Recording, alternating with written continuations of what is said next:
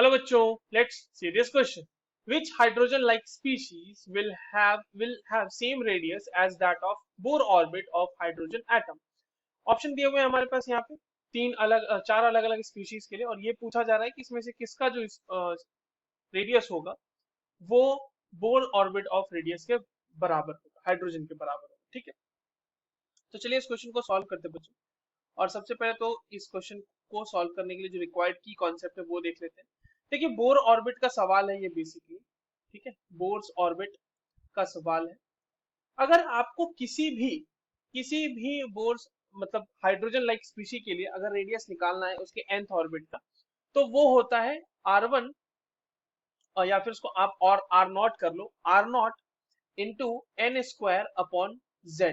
ठीक है, और ये वैल्यू आपके पास r0 जिस वैल्यू में आप रखोगे उसी वैल्यू मतलब जिस यूनिट में रखोगे उसी यूनिट में ये वैल्यू आ जाएगी.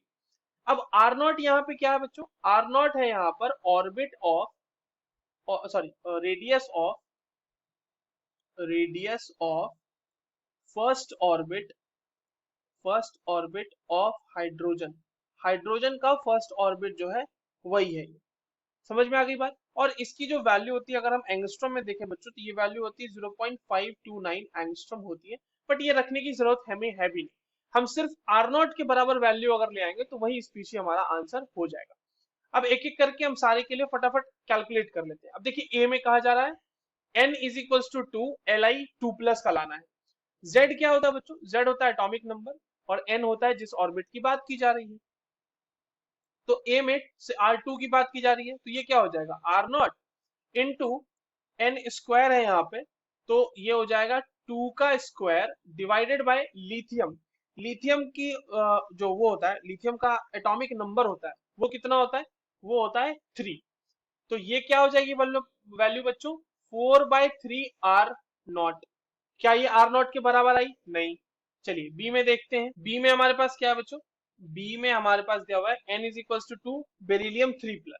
आइए इसके लिए लिखते हैं r3 की वैल्यू क्या हो जाएगी? r0 इंटू एन स्क्वायर की वैल्यू हो जाएगी, तो ये हो जाएगा 2 का स्क्वायर. और बेरिलियम का एटॉमिक नंबर क्या होता है? हाइड्रोजन, हीलियम, लिथियम, बेरिलियम 4 है ना, तो ये हो गया 4. तो अब ये देखो, ये आपका r0 के बराबर आ गया. देख लेते हैं और भी कोई आता है या फिर नहीं. सी में देखिए, n इज इक्वल टू 2 है हीलियम आयन के लिए, तो r2 क्या हो जाएगी इसके लिए वैल्यू? सी वाले के लिए r0 इंटू 2 का स्क्वायर, और आपके पास हीलियम का एटॉमिक नंबर कितना होता है? 2, तो ये हो जाएगा 2r0. वैल्यू नहीं आई बराबर. डी की बात कर लेते हैं.